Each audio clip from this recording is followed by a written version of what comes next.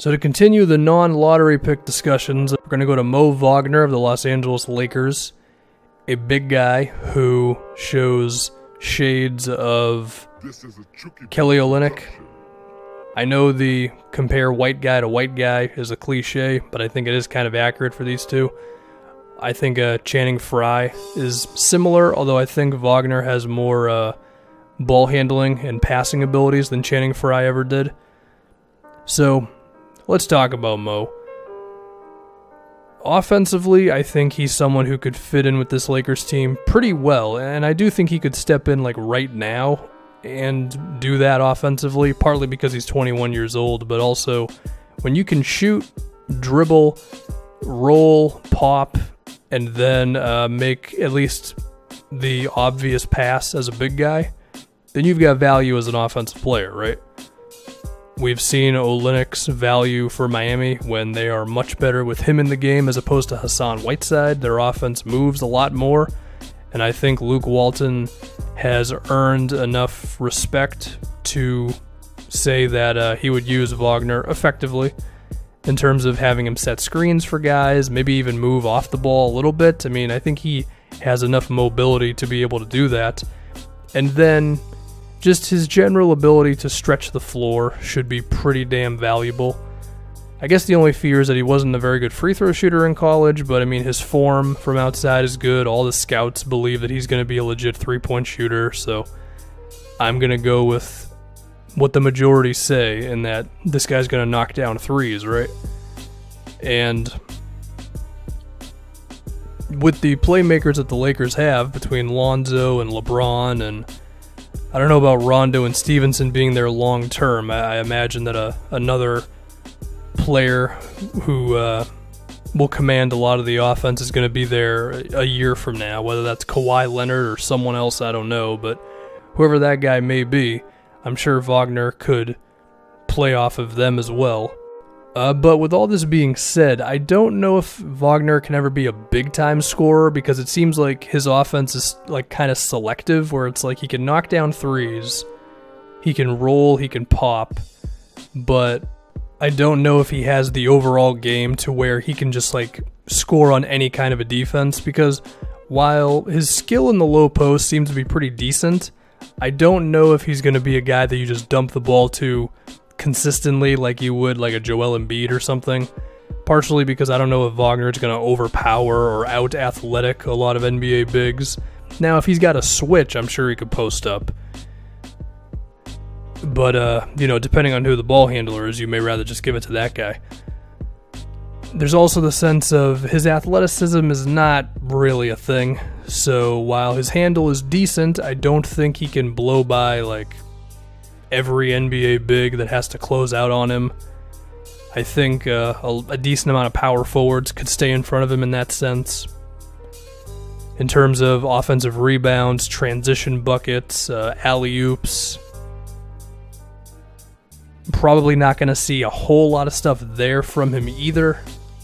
I also think while his handle is definitely better than the average big, I don't think it's good enough to where he could just like create something out of nothing if there's like 6 seconds left on the shot clock. So I don't expect him to be like this awesome offensive player in the sense of like being a big time scorer, but his overall impact could still be felt in terms of spacing the floor out and being able to just do enough, a little bit of everything to where if used correctly, if he has a good coach, then he could still be a positive impact kind of a player. I mean, you look at someone like a Jerebko, right?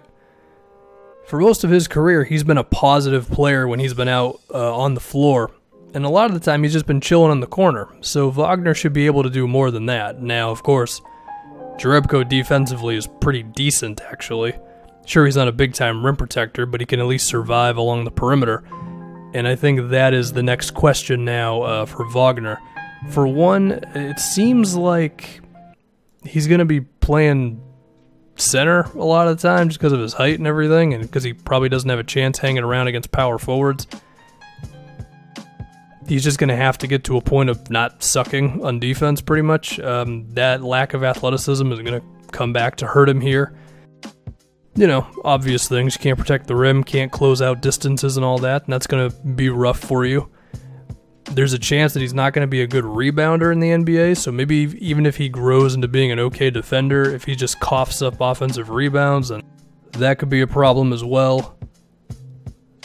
There's also just like, depending on the team you're facing, if he's forced to switch onto a perimeter player, I don't think he's got much of a chance there.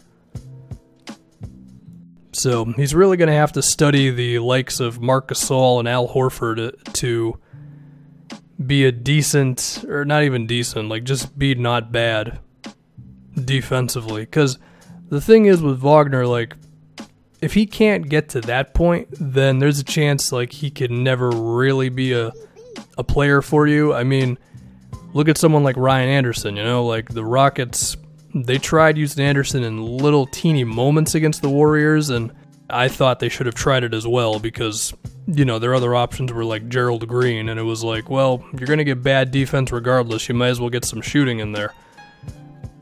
And even then, the defense was so bad that Anderson just had to go out immediately, you know? We've seen Enes Kanter get played off the floor in playoff series. But then again, we've also seen Pau Gasol survive. Now, Gasol also had Popovich as his head coach, but I mean, it's possible for these kind of guys to still have a place. Now, the one thing that Wagner has going for him is he does play hard on defense. And that's something. That counts, right? Because you look at someone like Greg Monroe. There's pretty much no chance that Greg Monroe is ever going to be a good defender because besides the fact that he's slow and can't really turn around and, you know, his lateral quickness isn't the best, he also doesn't put in the best effort there.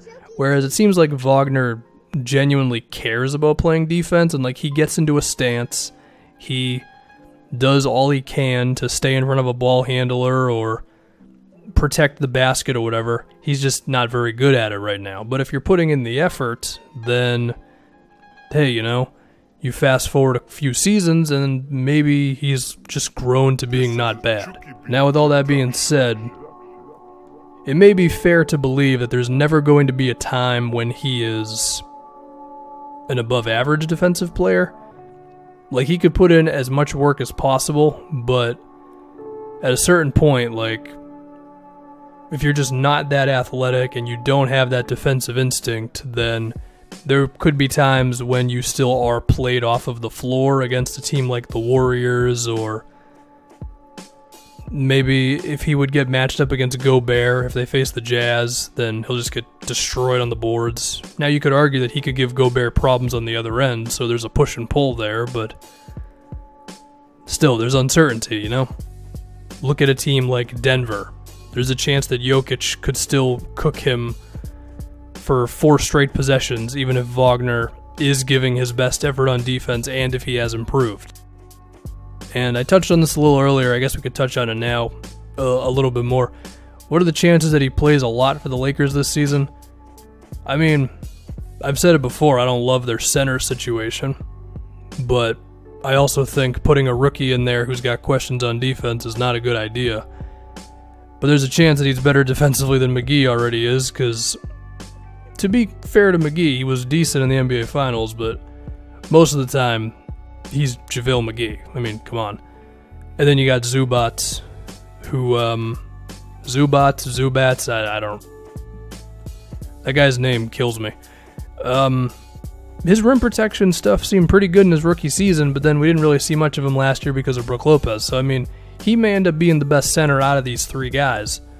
But even then, I do think there's a chance we could see Wagner this year. Probably not playing like a whole lot of minutes for these guys, but, you know, you'll see him here and there, and I do think the Lakers are going to end up making a move for a real center, whether it's just like a 1-year thing or whatever, because, again, I don't love the center position. But anyway, that's it. That's Wagner. I think it's a guarantee that he'll be a good offensive player.